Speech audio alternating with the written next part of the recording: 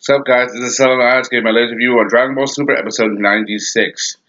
Hey, the beginning of the Tournament of Power begins right now. Hey, you guys notice that the angle of the position of the camera has changed? It's because I got a new laptop. My old one literally got got messed up, so I had to get a new computer, new camera, and everything. And so, anyway, let's get started.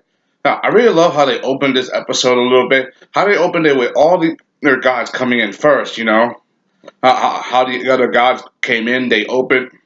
The thing is, they seeing the stadium, they want to test out if the stadium was, pretty good, to see if the stadium could literally handle their godlike power. So it was, but then the Grand Prix showed up, saying, all of a sudden, some advice, if you want to see how good it is, why don't you test it out for yourself.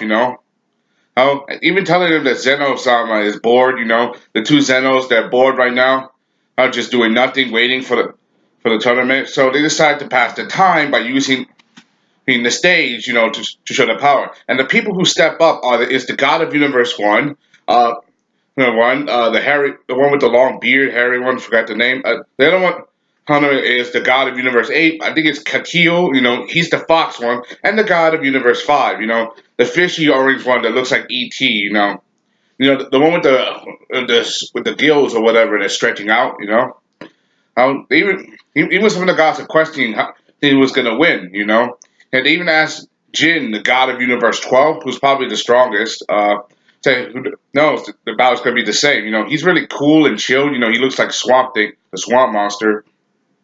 And seeing how they handle this, how they use their power, it's pretty intense. The way they just wreck the stadium, they just use intense power, they're literally clashing with each other. It's very impressive. And these are the gods of destruction, and these are just the free gods, who are probably not fighting. Remember, and these are the gods that are like not fighting. Remember, these are three of the four strongest gods.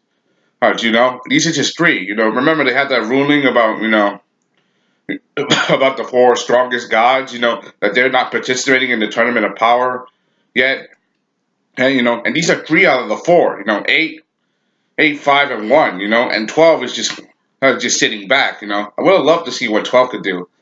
They fight square on. They just literally wreck the stadium. And according to the Grand Priest said it's made of Kachin Kyo, which is metal from the same metal from Universe 7, our universe where Goku's from. If you guys don't remember Kachin, it's the same metal that the Supreme Ya used on Gohan when he was trying to test the power of the Z Sword, but it was too much and the Z Sword cracked. That's like one of the biggest funny moments, iconic moments in Dragon Ball Z, like the Z Sword literally cracking under the pressure of that metal. That black metal cube, which is pretty funny. And this metal is supposed to be harder than that. And that's got to be one of the biggest funny moments in Dragon Ball Z. Probably second compared to Mr. Satan Hercule being made into a fool. I like how they use that reference because that means that there's even way into this arc, they're still using references from old Dragon Ball Z. Because Kachin, was only in one episode. So but it had such an impact because of how they used it against Gohan. It was pretty funny. And the thing is these guys used their energy. They expended themselves and completely wrecked the stadium to try to get Zeno-sama's attention, only to have both Zeno-samas passed out. They're just asleep. They're not even tired. They're not even watching. And the thing is, because they were the ones who made the mess. Now they gotta clean it up and make it better. Which is pretty funny. No way. I'm like, it's like you just asked these guys to do this mess, and now you're asking them to fix it. Actually, to fix it. That's like you just told them to make their own shore. Which is pretty funny when you think about it. And they're like, seriously. And meanwhile, back to our Universe 10, Frieza's there. Everybody's in shock and awe in his presence. He's like, oh, so many familiar faces. Beerus is making sure that he's on a tight leash, saying, if you do anything, then you'll deal with me, because he doesn't want this whole thing to just screw up, He doesn't want, because head of the whole universe is literally resting on Frieza's shoulders. And he's the only reason why he's here is because he's the substitute for Boo. Which is pretty intense when you think about it.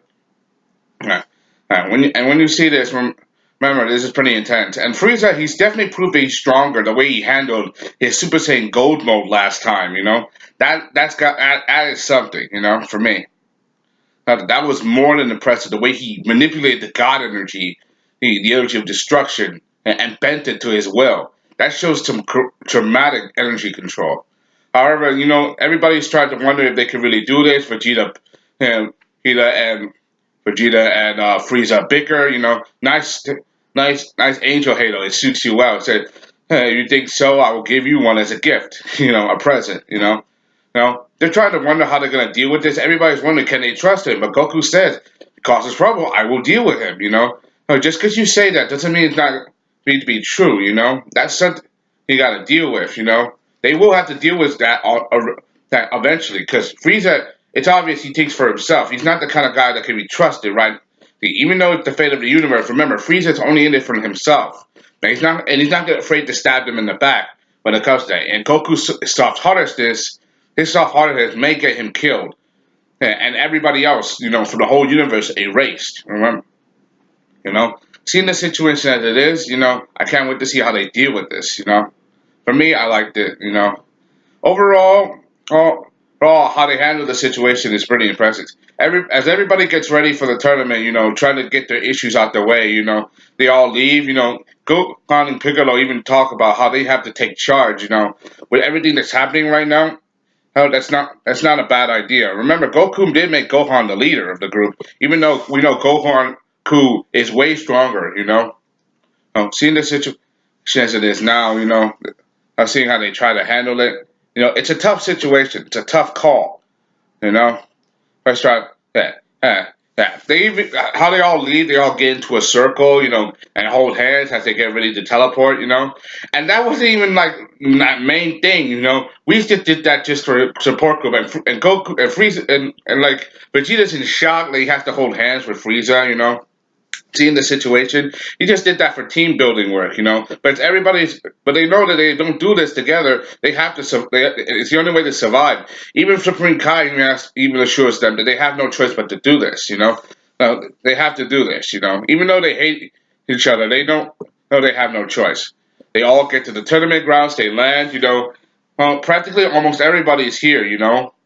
And they get to see some familiar faces. For example, they get to see Universe for a sixth team. We get to see Champa and the Grandpa doing like that thing, where you see, when you stick your tongue out and pull out your eyeball. Like Champa, that was how hilarious they used Champa like that. He barely said a thing in this episode. The tournament grounds are being built.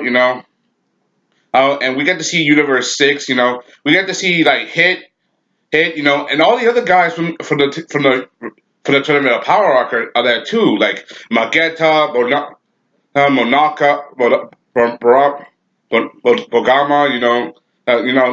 and now how Cabo calls Vegeta master, teacher and all that stuff. But Vegeta said, "I'm not your teacher," even though he did taught him how to use Super Saiyan. But now Cabo, he's still grateful for Vegeta. It's obvious he's a nice guy by Goku, but also nice but a little naive. Remember, Saiyans are a proud warrior race, and they don't accept charity from anybody. We get to see Goku interacts with Khalifa and Kalo. The first girl Super Saiyan to finally meet at last. I'm telling you, like this was a long time coming. The first female Super Saiyan we haven't seen that's actually canon, not that's not that's not just Pan, and I'm not talking about baby Pan, like Pan from GT. A lot of fans hate GT for good reasons. I don't love it or hate it. It's just as a fan I watched it. It's a good them interacting say that the way Cliffa swats Goku's hand away, even though he's trying to introduce himself. That we're here to prove who's the strongest. Like whoever wins this, wins the whole thing. Like whoever's wins this proves they're the strongest universe. Everybody's here, like Universe 6. We even get to see Universe 9. They're here too. They brought the Trio D Danger, those three Fox Wolves. They're here too. We even get to see the introduction of Universe 11. Seeing the Pride Troopers. How how they're here, and the second they come in, they literally steal the show. Everybody's saying you feel that energy. Like these guys are no pushovers. As Goku is going to introduce himself, being kind-hearted again. Remember, like I said, that kind of his will get him in trouble. He talks to GN, saying, we're gonna finish what happened last time. But Tompo tells him that I have the fate of Universe 11 on my shoulders. I don't have time to settle with to deal with city squabbles. And Goku, he sees Jiren. He sees him right there. And he goes to try to say something, and the guy just sneaks up behind Goku, like, it says, the first words he says are, get lost. Like, this guy did such a boss move. Like, and you see the expression on Goku's face, how scared and surprised he was. Like, this guy is on a whole other level than they've seen before. Remember, we get to see a fraction of Tompo's power when he took on Goku the last time, and he took on Goku in Super Saiyan Blue. And this guy's supposed to be stronger than him, and he's supposed to be the leader of the Pride Troopers.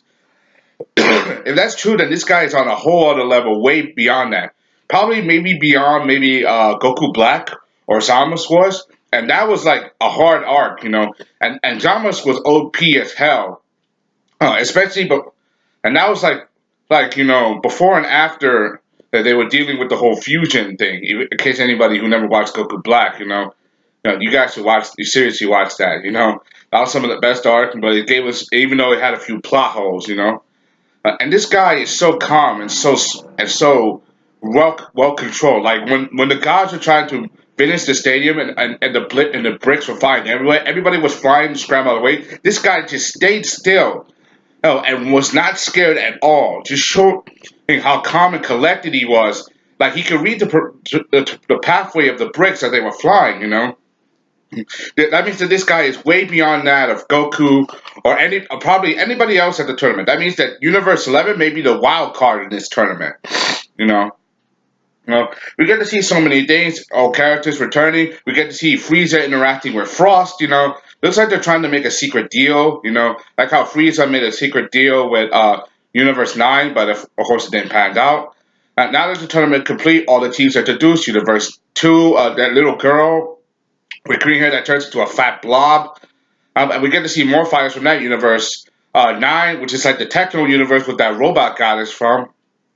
Universe 4, the rat god, his universe. Universe 6, we know them. We get to see more fighters. We even get to see that Universe 2 has a Yardradian. He's the guy that knows instant transmission, a Yardradian. Universe 9, Verse 9, those guys, the trio G Danger, and they have a full set of 10 guys, Then there's Universe 10, Ramush, the elephant god. He has a total of nothing but buff guys, thinking that power will get him the way. And finally, Universe 11, which is the Pride Troopers. These guys are literally the wild card. These guys can literally change the tournament. I'm sorry if I dragged on, but this is probably the best moment, because seeing all these characters introduced, and the introductions of Jiren, the first word he said was get lost, and he snuck up behind Goku, and I bet you, he wasn't even using less than half his real strength. That was probably a child's trick for him. Anyway, that's all, and the way his eyes looked, like he stares right into your soul. Like that, this guy is definitely means business. Anyway, that's all I gotta say. Hope you enjoyed. Thanks for watching. Let me know down below. What did you think of the new camera angle, new computer, trying to adjust the things? It's pretty crazy. Anyway, that's all I gotta say. Hope you enjoyed. Thanks for watching. Subscribe. Thank you. This is Son of Aaron's Game and Laser View, who on Dragon Ball Super episode 96. See you guys next time. I'm out. Bye.